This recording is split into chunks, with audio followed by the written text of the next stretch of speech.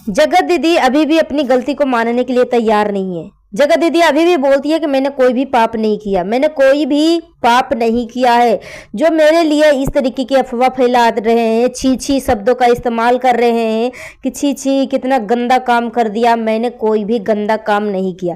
कल जगत दीदी लाइव आती है। लाइव आने के पीछे का कारण है क्योंकि नीतू मेहना ने कल एक वीडियो डाला था जिसमें नीतू मेहना ने बोली थी कि जगत दीदी के घर में मुझे ऐसा फील करवाया जाता था, ऐसा ट्रीट किया जाता था, बोला जाता था कि तुम इस घर की बड़ी बेटी हो, और इस तरीके से मुझे महसूस करवाने की कोशिश की जाती थी। मगर यहीं पे जगत दीदी ब्लैकमेल भी करती थी। सिर्फ एक ऑडियो के वजह से नीतू मेहना का पूरी लाइफ बर्बाद कर दिया। उसके साथ साथ जगत दीदी न जाने कितने लोगों को लाइफ बर्बाद कर दिया। और मनीषा के जिंदगी बर्बाद करने के बाद, मनीषा के पति को छीनने के बाद, मनीषा के पति को 2 साल यूज किया है। 2 साल इस्तेमाल करने के बाद भी वो जगत दीदी बोलती है कि मैंने कोई भी पाप नहीं किया, मैंने कोई भी गलती नहीं किया है। हेलो एवरीवन, आप सभी को स्वागत है हमारे एक नई वीडियो में। नए तो हमारे चैनल को सब्सक्राइब कर लीजिएगा, वीडियो पसंद आए तो एक लाइक कर दीजिएगा। चलिए वीडियो शुरू करते हैं। और आप सभी से रिक्वेस्ट है वीडियो को फुल वॉच करने के बाद ही अपना ओपिनियन दीजिएगा। जगत दीदी का कल वीडियो आता है, लाइव आता है, जिसमें रोते धोते वीडियो बनाती है और बहुत ही प्री प्लानिंग तरीके से ये लाइव आती है।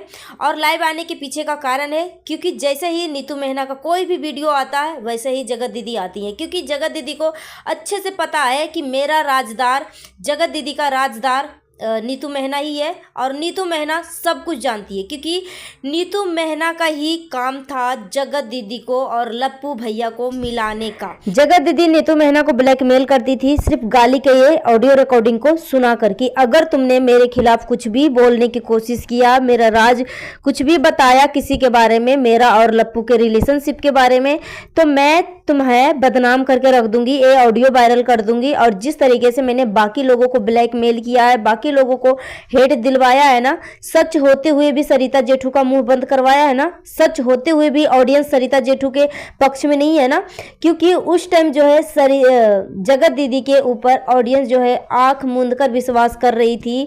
मतलब बिल्कुल सही है गलत है कुछ भी नहीं देखती थी, बस एक सती सावित्री के रूप में जगत दीदी का फेस बना हुआ था ऑडियंस के दिलों और दिमाग में, उसी का नाजायज फायदा उठा रही थी।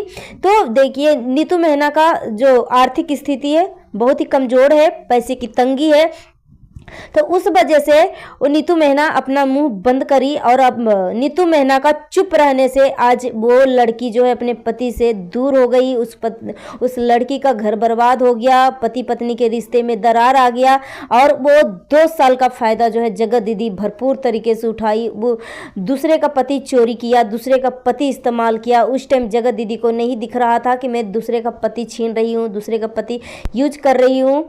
बेशर्मी की हद होती है। इतना बड़ा घटना के अंजाम देने के बाद भी, इतना बड़ा कांड करने के बाद भी जगत दीदी बोलती है कि मैंने कोई भी गलती नहीं किया, मैंने कोई भी अपराध नहीं किया, मैंने ऐसा कौन से अपराध कर दिया जो मेरे लिए छी छी शब्दों का इस्तेमाल करते हैं कि छी कितनी गंदी है, ऐसा काम कर दिया, मैंने ऐसा कुछ भी नहीं किया। तो जगत दीदी इससे बड़ा और क्या हो सकता है? दूसरे का पति को चोरी करना, दूसरे का पति के इस्तेमाल करना, विधवा होकर दूसरे के पति पे डेरा डालना और मरे हुए पति का सिंपैथी लेना, एकदम बेशर्मी की हद होती है जगत दीदी।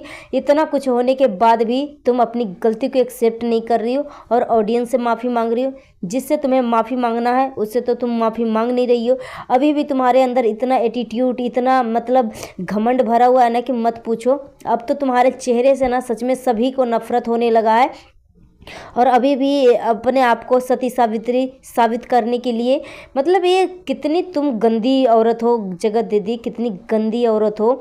और बोलती हो कि मैसूर के होटल में क्या हुआ था, मैसूर के होटल में क्या हुआ था। बेशर्मी की हद होती है। तुम अपने भाई के साथ थी और वो अपनी पत्नी के साथ था, मगर कहने को था कि वो अपने पत्नी के साथ था, मगर असली आशिकी जो है तुम उसके पति के साथ निभा रही थी। जब तुम मनाली गई थी जगत दीदी, तो तुम दूसरे का पति से क्यों सर दबा रही थी? तेरा भी भाई था ना साथ में, तू अपने भाई के हाथ से मैगी खाती, तू अपने भाई के हाथ से भिक्स लगवाती, फिर दूसरे का पति को क्यों यूज कर रही थी? वो पत्नी जो है मनाली में अकेला फील कर रही थी, क्यों? बेशर्मी की हद होती है, ठीक है। और बोलती हो कि मैंने कौन सी गंदा काम कर दिया, मैंने क्या कर दिया। जब तुम्हें सरिता जी समझा रही थी कि जगत दीदी तुम गलत काम कर रही हो, इस तरीके के काम मत करो, फिर भी तुमने सरिता जी को सच होते हुए भी तुमने ऑडियंस से इतना गाली दिलवाया, इतना हेट दिलवाया, और उस चीज़ पे तुम्हें पछतावा बिल्कुल भी नहीं है। तुम्हें पछतावा बिल्कुल भी नहीं है कि मैंने कुछ गलत किया था। और तुम ऑडियंस के फीलिंग से खेली हो, ऑडियंस के भरपूर फ़ायदा उठाई हो, गलत फ़ायदा उठाई हो, और अब ना तुम्हें ऑडियंस ना असली मज़ा चखाएगी। तुम ना बहुत ही बेशरम निर्लज औरत हो, ठीक है ना। अब बोलती है कि मैंने क्या गलती कर दिया। जैसिका गुप्ता ने क्या किया था तुम्हारे साथ, मीशू ने क्या किया था तुम्हारे साथ, जो बोल रही थी मीशू को कि जब तुम्हारे पति ने जो कांड किया था उस टाइम तुम्हें छी नहीं निकला था। तो तुम्हारे जैसे ही गंदी घटिया बेशरम औरत ही होती है जो शादीशुदा मर्दों को फंसाने का काम करती है। बेशर्मी की हद होती है। और बोल रही हो तुम ही मजबूर किया होगा लप्पू को कि तुम अब इसका पोल खोलो, उसका पोल खोलो। अब बोलती है मानहानि का केस दर्ज करेंगे, और मैंने क्या गंदगी किया मतलब। और अपने कमेंट ऑफ मैं इसलिए करती हूँ ताकि मैं नेगेटिविटी से दूर रहूँ।